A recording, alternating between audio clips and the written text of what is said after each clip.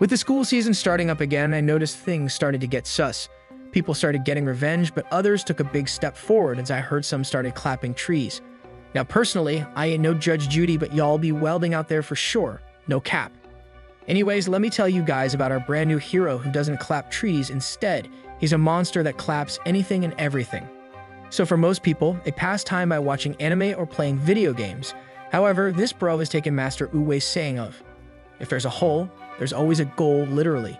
Even right now, our anime bro is currently playing the game of rice cake smashing with a girl named Yuna, but it turns out she ain't no ordinary girl.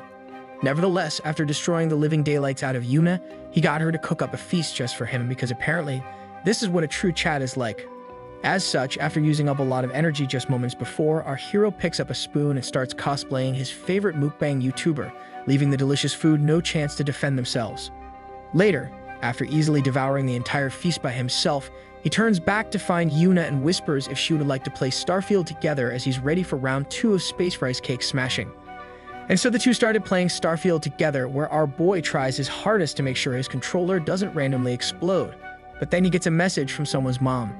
Clearly the F meant they were on legendary difficulty, and the 37 meant bro's already 37 days in for his play time. So he begins to look a little bit worried. Nonetheless, we fast forward to the next day where we learn bro got to play Space Rice Cake Smashing with 2 different difficulties last night. So now he's up early to make sure he can do the right thing, which is hitting the gym hard as a natty. But then out of nowhere, the Sussy Nation attacks as bro randomly shows up destroying a rice bag looking like he's ready to be All Might. Now the even weirder part about all of this, and not including the part where he's literally clapping rice, is actually the fact that he named it Elizabeth. Unfortunately for our boy, the rice bag isn't going to transform into Elizabeth from the 7 deadly sins, as the only thing his banana tree plantation is making contact with is some feathers. Nevertheless, it's further revealed that Mr. Rice Bag Lover has actually breached the power level of over 9,000, as he's apparently practiced his gaming on pillows as well for almost 10,000 tries. So I guess you could say he's a master gamer with no shame at all. So maybe that's why he's such a Chad, and it's not because of the sword he's been carrying around. Anyways, as bro attempts game number 10,001, disaster strikes as his rice bag looking pillow ends up finally breaking, all due to how rough the past activities were. So maybe it was actually Elizabeth trying to escape. At this point, I thought bro was going to start weeping, but I was wrong, since he starts talking to the rice as if he thought the rice itself reached the climax of a mountain. Suddenly, enough was enough for Elizabeth as she calls in the help of Rice Kun since Truck Kun was busy elsewhere. So our boy ends up slipping not on a piece of soap, but actually on some very small rice grains. It was then, at this very moment, bro knew to never ever disrespect your rice again, but it was too late as he takes a hard fall straight to the ground. However, our boy actually somehow wakes up by himself after falling over, seemingly totally fine, although there's some kind of light pouring out from behind him. After taking a moment to investigate further, our boy realizes that some kind of portal has appeared, and you only ever see those in your favorite anime. Nevertheless, you guys already know the drill. When an anime portal shows up, you clearly have to check it out, so bro ends up finding an alert telling him that it's a gateway to another world, and if he enters, he can never come back. Bro then starts hearing a voice repeating the alert out loud, only for him to realize that it sounds exactly like him, or so he thought. Moments later, the turntables turn, as bro decides to ignore what's in front of him as he's suddenly having the urge to check Tinder, as he forgot to destroy real targets today. He then takes a deep breath of relief as he realizes he's still on Earth, and he's got a lot of matches to tend to, so everything is still normal like before.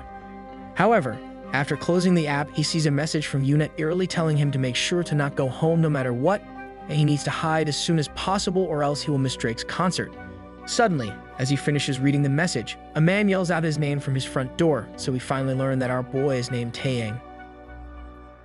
With Taeyang not answering, the mysterious man at his front door starts banging on it and yells even louder, but Taeyang is probably thinking the dude is mistaking him for the K-pop superstar from Big Bang. Eventually, our boy relents and decides to check it out, but as soon as he's about to open the door, an axe cleanly makes it through, almost giving our boy a brand new bowl cut. At the same time, a man looking like he's the older Avatar pops up looking absolutely furious, but he makes it clear quickly that he's actually Yuna's husband and he's now found out about him. Personally, I think the Avatar is actually the true Chad, as bro ain't taking no crap from anyone and he's ready to send those who oppose him to the afterlife using some blood-bending powers. So props to the old man. Oh, and by the way, bro doesn't even care that he's chasing down a dude that has no armor on, so you can tell he's a man of his word no matter what. Anyways, now that Taeyang has been found out for playing too much Space Rice Cakes on other people's saves, He runs to find the portal as he realizes there's only one way out. Time then slowly ticks down as the barricades he put behind him slowly get cut through with the Avatar's skills, so it's only a matter of seconds until he either jumps through the portal or faces his demise. Luckily for our boy though, the Avatar takes a quick breather and stops to angrily ask how many times Taeyang has destroyed the rice cake of Yuna. But me personally, I wouldn't ask. Now, one funny tidbit that I forgot about is the fact that Bro also is the boyfriend of the Avatar's daughter, so poor Taeyang starts trying to weasel himself out of everything by using the Po-Po excuse. However, Taeyang ends up digging himself an even bigger hole as the Avatar gets even more mad, so he starts channeling some airbending skills to scare off our boy. Seconds later, Taeyang feels an intense shockwave only for him to realize that his last defense is about to fall, and it will only take one more attack before the Avatar is fully through. At this very moment, he realizes there's actually two different options. He could either enter the portal and see what happens in another dimension, or take one last stand and perish while exploding inside the rice bag of Elizabeth. Clearly, it's a really hard decision for our boy, since we all know Bro is the biggest sussy baka ever. And so Taeyang decides he will take his dignity with him to explore Elizabeth one more time. But the sussy baka starts feeling some kind of intervention from the magical portal. Simultaneously, the last door gives way, where Mr. The Rock Avatar is seen being fueled by some fire-bending powers, as Bro now looks like he's the Reaper of Souls. The Reaper of Souls then stalls for a second and begins to stare intently at our Bro, where he says Taeyang must shove his banana tree right now as he needs to chop it off. However, the mighty turntables turn again just like the mighty ducks, so Taeyang ends up facing off against the Avatar. So then the mad lad actually did the unthinkable, as Taeyang went up to him only to tell him how his wife and daughter had the best Starfield review of all time, and it was so tight and rad.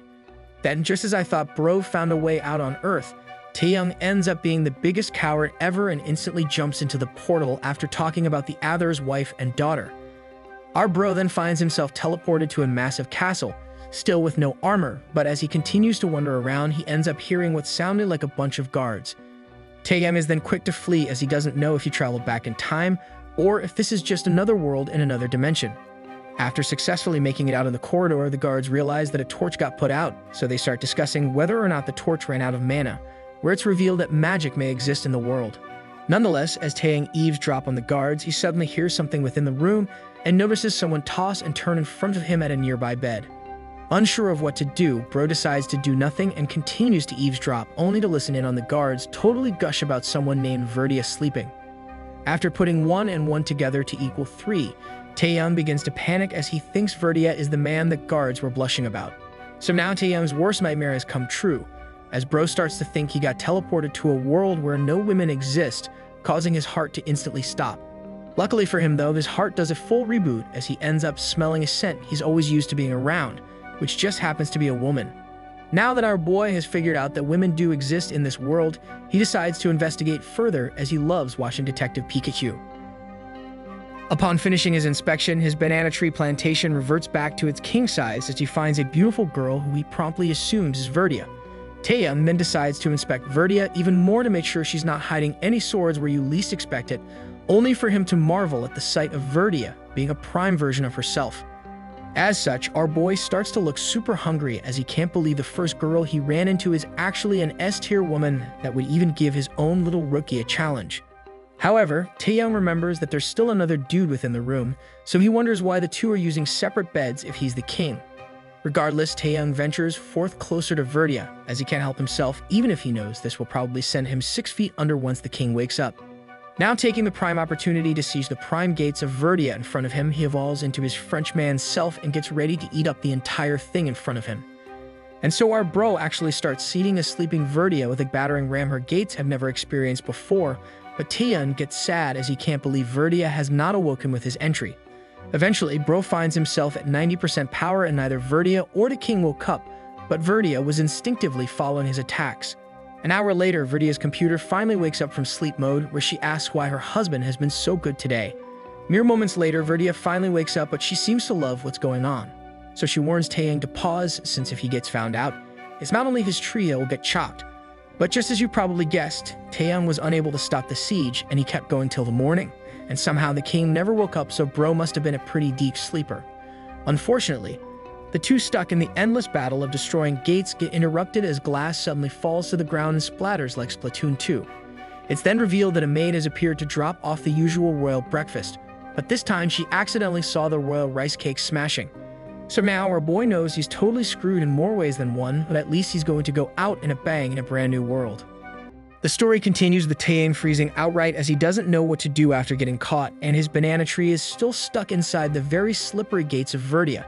But of course, as expected from a literal rice bag destroyer, he decided to continue on rice cake destroying as Bro is literally the embodiment of the ultimate menace to anime society. As such, Verdia's eyes go crazy as he kept putting $1 deep into her claw machine over and over, trying to make sure he scratched the prized spot of Verdia in front of the maid. Suddenly, with all the commotion boiling over due to the surprise gank of the servant, the bearded king from earlier wakes up and shouts Verdia's name, whilst absolutely shocked at the scene in front of him. Now the crazy part about all of this is that Taeyang continued to put on a show in this new world, while Sussy Verdia was enjoying every Sussy Nation attack. Meanwhile, the bearded man started to activate rock hard. Luckily for the king, though, he's able to enact justice upon this menace as our boy gets dragged out by some royal guards while he was still fully invisible in terms of his armor. Shortly after, he gets chained to the wall, deservedly so, for totally decimating the royal throne through the effective use of his extra-large spicy chicken nuggets. Mere seconds after getting totally locked into place, it turns out Taeyang was knocked out cold by the Supreme Salt Pappy left hook, but they wake him up with ice-cold water. Upon wakening up, he continually got bombarded by the waterbenders as the king stood watch, since this world took the special United States of America approach in interrogation. Eventually, our boy gives in and proceeds to follow the king's demands as he reveals his name as Taeyang Jum, the biggest sussy baka anyone will ever meet. Now that the king has learned his name, he takes it upon himself to ask Taeyang why would he ever want to disgrace someone as sacred marriage. But instead of Taeyang taking the smart approach of trying to simmer down in such a dire circumstance, he ends up grinning and replies by claiming that it's because he loves the dump trucks and assets on older targets. Now, to be honest, I do commend his ability of doubling down when his life is on the line, so Bro is probably a KFC enjoyer as he loves them doubled downs with extra bacon and cheese. Regardless, with Taeyang's very Chad display of ultimate confidence, the king menacingly stares into our boy's soul, where he then gives Taeyang a second chance to say something before being condemned to the afterlife. But our boy, busy wanting to keep up his mega sussy baker reputation, ends up quadrupling down on his stance by alerting the king that his wife's fresh papayas were more incredible than the Incredible Hulk. Suddenly, the king orders everyone within the room to vacate upon hearing our boy's response. Initially, I thought he was going to let a massive fart rip, but the sussy turntables turned. With everyone leaving the king alone with Taeyang behind closed doors, the king ended up asking him in secret if Bro came from that mysterious world. Without further elaborating on what the king meant by that mysterious world, Taeyang finally gets sent back to reality as he can't believe that this old man might have realized he's arrived from another world. While busy trying to piece things together, Taeyang's mind gets interrupted by the sussiest question he's ever heard from another man as the king straight up asks him how large his banana tree plantation is. Nonetheless, he answers the question with full force by keeping up his Chad facade as our boy tells the king to bring along Verdia if he wants to see his full mature and grown tree. Somehow, his replies seemingly end up succeeding, but the king makes his eyes disappear, so we all already know things are about to get serious. The old man then reveals that Taeyang isn't the only one that's arrived in this world from another dimension. In fact, so many has come and gone over time, causing them to place a rule that anyone that comes to this world automatically becomes a servant. However, it's Taeyang's lucky day as Bro gets stun-locked after learning that the king will let him go if he agrees to become a sussy trainer. To spice up the offer a little bit more, the king will allow him to be an ordinary person in this world, and Bro will even become Verdia's personal sus trainer. As such, Taeyang finally does something smart and agrees to become an official trainer in this world, but to clear, we ain't talking about lifting weights, since we are talking about the best cardio ever. Anyways, with the guards still missing from the room, the king ends up releasing our boy, where he also reveals to Taeyang that his name is Sir Bettino, and from now on, he needs to train the women within his domain expansion. With Sir Bettino now absolutely flustered, he also tells Taeyang to keep everything a secret. Fast forward the next day, we find out that Taeyang is now experiencing and receiving the full noble experience as Bro now has a personal room within the massive castle. He even has his own personal maids that will do anything he wishes, and they even help him put on his clothes while his bean burrito is freely swinging left and right in front of them. Our boy then activates his passive skill of Rock Wrecker, but before he's able to use Hyper Beam on one of the maids, Sir Bettino arrives just in time to save them as he asks if Taeyang is ready for work. Bro then turns around looking all spiffy with his brand new suit, But this savage has learned some noble etiquette, so he bows down and starts talking to Surbatino like a true Englishman from the royal family. But before Surbatino heads out to show Taeyang his brand new workplace, he ends up giving him a box full of rock-hard wrappers, whilst also informing Taeyang that he must always be using the wrappers. Things then take a quick rapid turn upon Taeyang opening the box as he finds out there's 16 of them, but Surbatino interrupts him by alerting him that his first test as a trainer is to make sure he fills up all 16 of them before the end of the day. Truth be told, Taeyang doesn't look worried after learning of his first task, so you might as well call him the Pirate King if he's able to unload his cannon 16 times within a 24-hour period with just one target. Meanwhile, as Taeyang does some crazy monologuing to himself, Surbatino warns him that if he fails the task, then he's going to meet someone they call Mr. Chopper, and that dude never misses. Regardless, with his sussy heart equipped with one hand and the box of wrappers held by the other hand, our boy makes his triumphant entry back into Verdia's world, while the old man gets flustered just at the thought of Verdia tasting the vanilla ice cream of someone else. So as our boy makes his way through the hallways laced with gold and expensive jewelry, he gets greeted by some guards who look eager to meet him. After finally being able to shake this legend's hand, they were quick to beg Taeyang about his endeavors with Verdia through the sussy dimension, wanting extreme detail about how her boat works and how hard his water waves rocked her world. Initially, Bro refused to spill the beans about his night, but the guards were absolute diehard fans of cultured anime recaps, so they ended up paying him for some details. So after being paid off by them, Taeyang relentlessly explained every detail of his time with Verdia, causing all the guards to fall to their knees as they trembled for being mega simps. Then, after the guards got their every penny worth of learning how Verdia got destroyed, they end up showing Taeyang where the queen is right now, as it's time for his duty. As such, Taeyang quickly makes his way to his prized target, but on his way, he sees a girl with fresh, plump rice cakes out of this world. Of course, by now, we all know Bro wouldn't walk by something like that without doing anything, so as he passes by, he gives her a 5-finger alert and walks on his way. Eventually, our boy makes it towards the training area where Verdia is busy watching the training going on, but Taeyang hesitates for the first time today. After taking a moment to watch Verdia watching the training, Bro's eyes disappear, so if we scroll down even more, you'll notice how Bro already activated Rock Slide underneath his pants due to him fantasizing about the future. Eventually, Taeyang makes his move looking like the Jaw Titan as he can't control the Decepticons wanting to roll out within his plate legs. However, just as Bro was about to close the gap between him and the best Sussy Hashira and Mitsuri, he gets stopped in his tracks as a sword randomly appeared out of nowhere. Taeyang then takes a quick peek at the surprise assailant, only for him to get wowed and awestruck, due to the swordsman before him containing crazy American supersized McDonald's-sized proportions. Luckily for our boy, though, Queen Verdia quickly comes to the rescue as she reveals that the new girl's name is Fiona. But good thing Fiona ain't looking like the one from Shrek.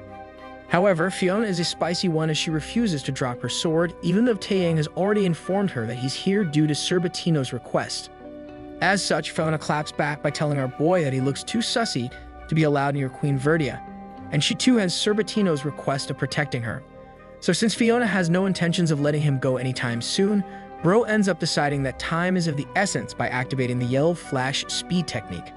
And within a blink of Fiona's eyes, she finds herself landing straight on her Bedonkadonks, and with her sword now in the opponent's hand, Taeyang tells her checkmate as he's Grandmaster in chess. It's then revealed that the only reason Taeyang was able to do such a crazy ninja maneuver is because he learned best from sneaking around with the Kendo Master's wife all night long. Regardless, with Fiona now defeated and laying deactivated on the ground, our boy takes a moment to stare at her as he makes a remark about how this girl kinda be looking cute though. In the end, he pulls off a righteous yet mighty card by handing Fiona back her sword, even though I thought Bro was about to cut up her armor in front of everyone. Nevertheless, Fiona shamelessly grabs her sword, causing her to be totally flustered, so she walks away in utter defeat, while squeezing fresh glazed buns you can hear clapping together from miles away. With Fiona now out of the picture, our boy quickly makes his way to the Queen, where he blocks her sunlight whilst ordering her to come with him as Bro claims that the deed won't take long. And so Verdia agrees and tags along without any opposition, where we find out that Taeyang's choice of Sussy Battle Arena is back inside the royal castle. Now with both of them alone in the designated training area, Taeyang ushers a new world decree whereby Verdia must use the invisible clothing potions as soon as possible. Mere seconds later, she agrees to abide by Taeyang's new decree and proceeds to equip the invisible clothes they got from their co-op Minecraft world. After successfully getting Verdia to get ready for the training session, our boy ends up cosplaying Orochimaru from Naruto, looking like he's finally got the key to immortality. Instead, he's just a sussy baka. Anyways, to get the show on the road on our boy's end, Taeyang whips out his attack helicopter, as it's time for some more freedom into the world of Verdia. Then, with his power now in full display in front of her, he commands Verdia to take a rock wrapper from the box beside her and to place it on his protein sword. Of course, Verdia does everything gracefully and follows our boy's commands, where she's then sent to the Sussy dimension as Taeyang ended up destroying the front gates of City Verdia over and over. Hours then pass by as the early morning transforms into the evening, where Taeyang ends up getting sad as he realizes they are out of rock wrappers as Bro used too much rock blasting skills today. As such, they decide to keep on going while violating the rules of the code of being the trainer without a wrapper, but some knocks appear at the same time. It's then revealed that the knocks on the door is coming from Surbatino himself as he wants to check in on their progress, but both culprits inside know they are in deep trouble if the king opens the door. The two then refuse to answer as Verdia starts freaking out due to Surbatino's knocks getting louder and faster like Kanye, but Taeyang continues on rice cake smashing. Surbatino then stops knocking as he starts hearing elephant noises coming from the room, so Bro starts activating his tomb due to him liking what he's hearing. As such, Surbatino decides to leave him alone as he's liking what he's hearing, but before he leaves the premises, he yells at the two and makes sure the rock is totally wrapped.